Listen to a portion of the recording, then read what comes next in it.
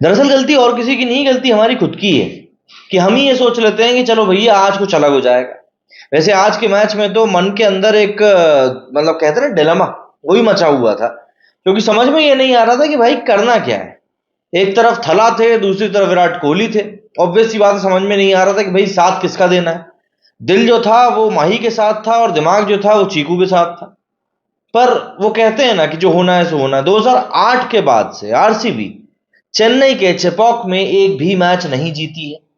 हालांकि सुरेश रैना की एक बात के ऊपर मेरा जरूर गौर गया था, जिसमें उन्होंने कहा था कि आप एटीट्यूड से ये मैच जीतते हैं आईपीएल के।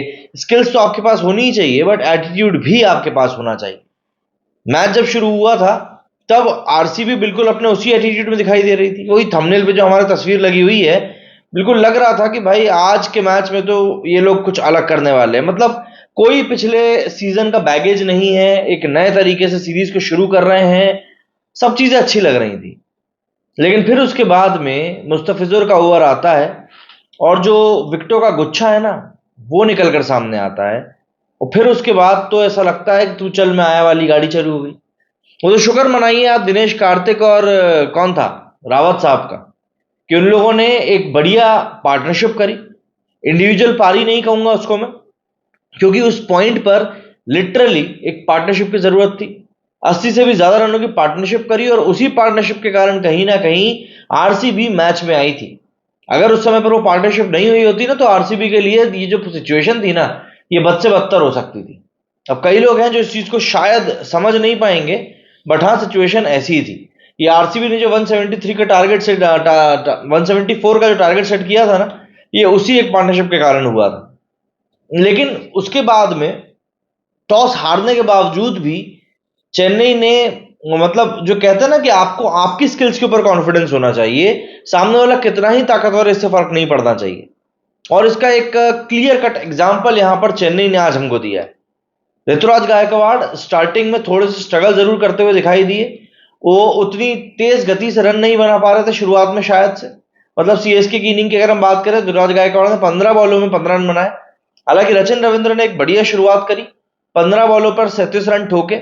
और रचिन रविंद्र जब आउट होकर जा रहे थे तब वो विराट कोहली का ऐसा वाला जेस्चर वायरल हो रहा है बहुत ज्यादा।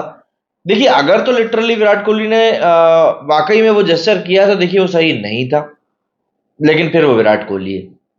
खैर, इंपैक्ट प्लेयर की अगर बात करें तो इंपैक्ट प्लेयर के रूप में शिवम दुबे का यूज किया था चेन्नई ने, एंड ये एक मास्टर स्ट्रोक साबित हुआ।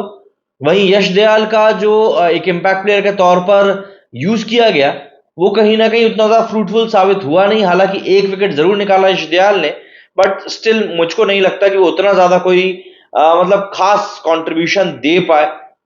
बट हाँ, शिवम दुबे ने बहुत बढ़िया कंट्रीब्यूट किया और शिवम दुबे चेन्नई के लिए एज एन इम्पैक्ट प्लेयर वाकई में एक बहुत सटीक चीज निकल कर सामने आई है। जब विकेट लगातार गिर गए, डैरेल मिचेल भी आउट हुए, उसके बाद एक पॉइंट पर लग रहा था कि शायद अब यहां पर चीजें आरसीबी के कंट्रोल में आ सकती हैं। 110 के स्कोर पर चौथा विकेट गिरा था, डैरेल मिचेल आउट हुए थे। उसके बाद अजिंक्य रहाणे भी आउट हो चुके थे, रचिन रविंद्र आउट हो चुके थे। उस समय पर क्रीज पर जब रविंद्र जडेजा है ना, तब ऐसा लग रहा था कि चलो ठीक है, अब शायद ये लोग मैच को संभालेंगे। और वहीं से इन लोगों ने जो पार्टनरशिप करी है आखिरी विकेट के लिए, जो 66 रन की जो पार्टनरशिप हुई है, मैच सील कर दिया। शिवम दुबे ने बताया कि भाई वो छक्के ही मार सकते हैं। जडेजा ने बताया कि वो क्रीज पर कैसे एकदम टिक कर खेल सकते हैं। मतलब जडेजा ने 17 बॉल में 25 रन बनाए, एक छक्का है और चौका एक भी नहीं। ये बताता है कि बंदा कितना ज्यादा क्रीज के ऊपर चिपक कर खेल रहा था।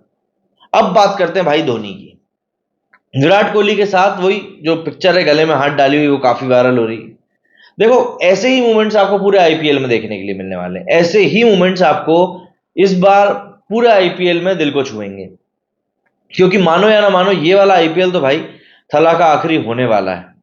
सीएसके मैनेजमेंट ने उनसे टूर्नामेंट शुरू होने के पहले ही पूछ लिया था कि भैया आप पूरा टूर्नामेंट मतलब खेल तो पाओगे ना, ऐसा ना हो कि बीच में आपको दिक्कत हो जाए। तो ये वाला टूर्नामेंट तो भाई पूरा धोनी के नाम रहने वाला है। और कई लोग इस बारे में बोल रहे थे कि यार भले ही ऋतुराज को कप्तान बना दिया है, लेकिन फील्डिंग तो सेट अभी भी धोनी ही कर रहा है विकेट के पीछे से। तो यार ऐसा है, एक विकेट कीपर के तौर पर आप जिस जगह पर खड़े होते हो ना, बैट्समैन के सबसे ज्यादा सटीक एंगल आपको ही दिखते हैं।